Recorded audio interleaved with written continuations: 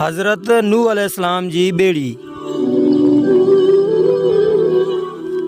हज़रत नूह अलैहिस्सलाम 950 सालनि ताईं पंहिंजी क़ौम खे ख़ुदा जो पैगाम ॿुधाईंदा रहिया, पर उन्हनि जी बदनसीब क़ौम ईमान न आंदो, बल्कि मुख़्तलिफ़ तरीक़नि सां संदनि जी तहक़ीर ऐं तज़लील कंदी रही ऐं मुख़्तलिफ़ क़िस्म जी अज़ियतनि ऐं तकलीफ़ुनि ज़रिए अव्हां खे सताईंदी रही।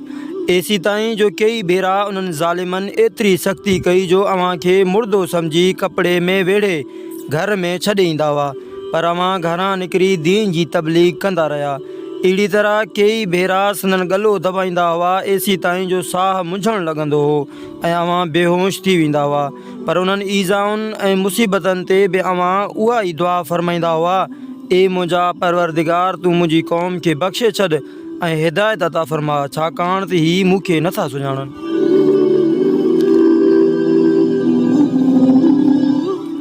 ऐं क़ौम जो ही हाल हो जो पोड़ो पीउ पंहिंजे पुटनि खे इहा वसियत करे मरंदो हो त नूह अलैहिस्सलाम पुराणा चरिया आहिनि, उन करे न को उन्हनि जी ॻाल्हियुनि खे ॿुधे ऐं न को ध्यानु ॾिए। एसी ताईं जो हिकु ॾींहुं इहा वही नाज़ुल थी वई त ए नूह, हिन वक़्त ताईं जेके मोमिन थी चुका आहिनि उन्हनि खां अलावा ॿिया माण्हू हरगिज़ ईमान न आणींदा।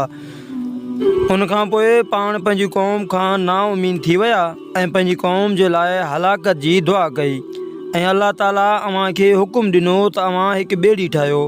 पोइ 100 सालनि में संदन पोखियल सागवान जा वण तयारु थी विया ऐं पाण उन्हनि वणनि जी काठियुनि मां हिकु ॿेड़ी ठाही जेका 80 गज़ डिघी ऐं 50 गज़ वेकिरी हुई। उन में 3 दर्जा हुआ, हेठें तबिके में दरिंदा पखी ऐं हशरातुल अर्ज़ वग़ैरह ऐं विचे तबिके में चौपाया जानवर वग़ैरह ऐं मथे तबिके में पंहिंजे ऐं मोमिननि जे लाइ जॻह हुई।